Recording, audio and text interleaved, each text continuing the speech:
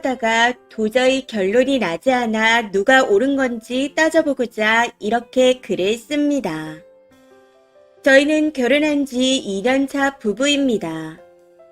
둘 다 아기 생각이 없는 직장인이고요.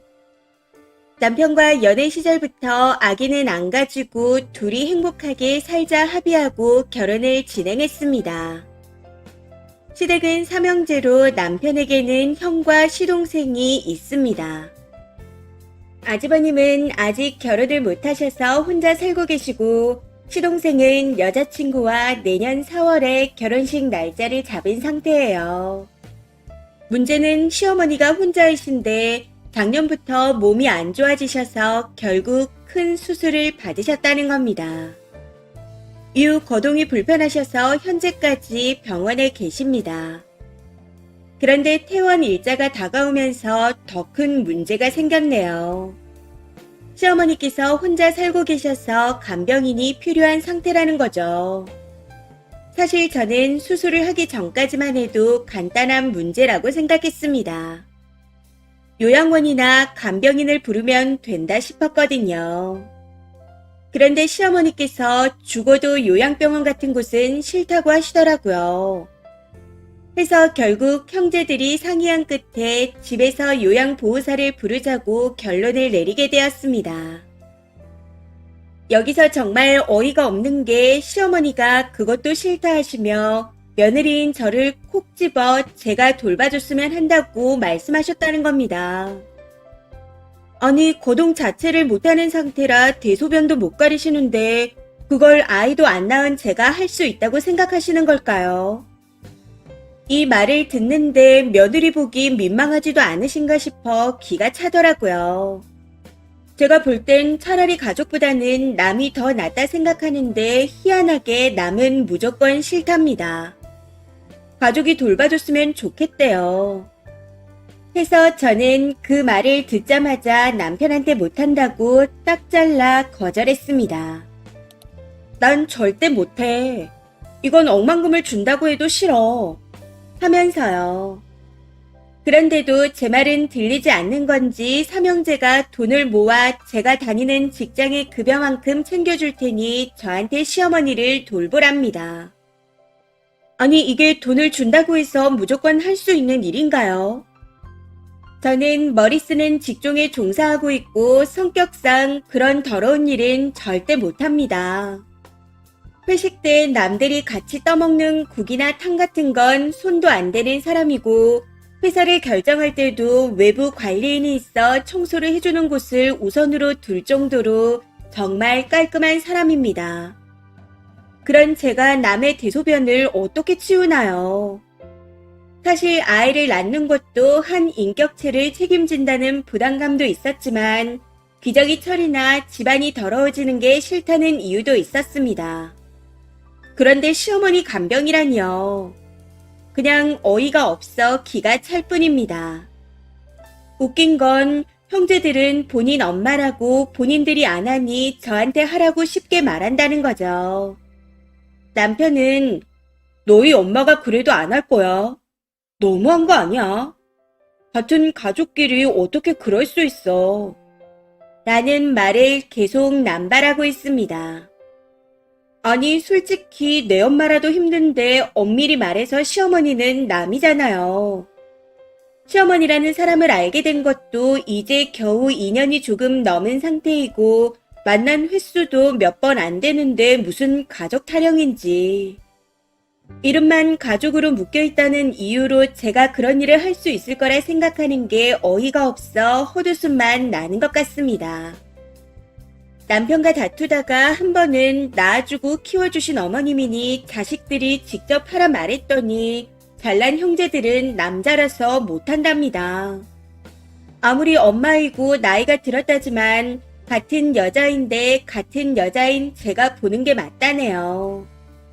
이 말을 듣는데 이건 또 무슨 개소리인가 싶더라고요. 관병하는데 남자 여자가 무슨 상관인가요? 심지어 본인 부모님인데 남자 여자를 따지고 있으니 더 황당합니다.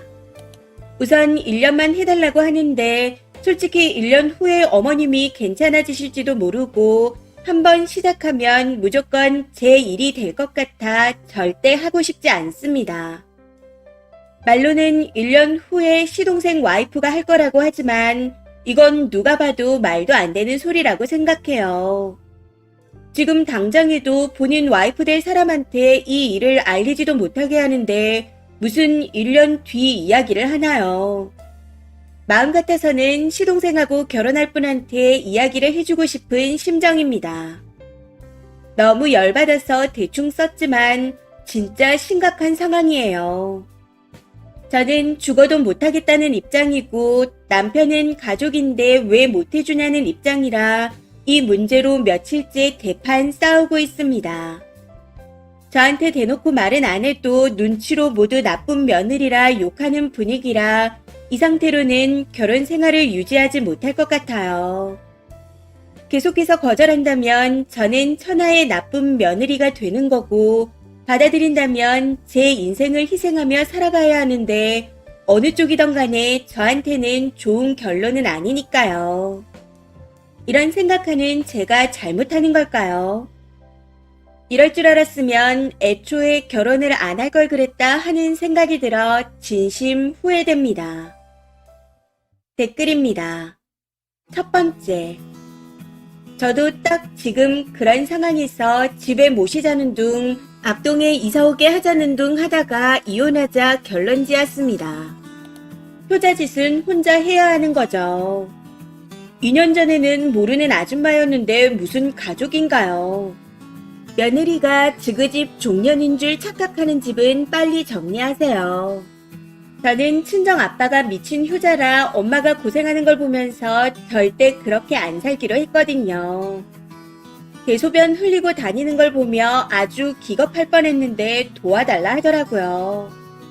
전 절대 못합니다. 두 번째. 형제들이 돈 모아서 준다고요?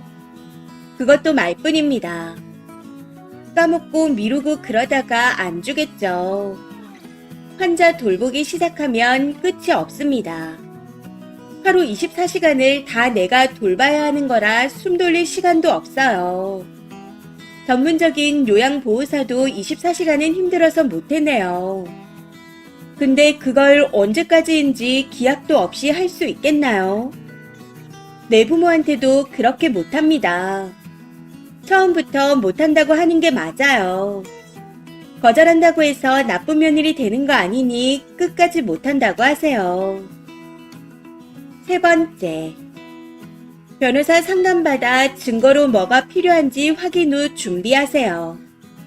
우선 다 모아놓고 대놓고 싫다 말하면서 녹음부터 하시고요.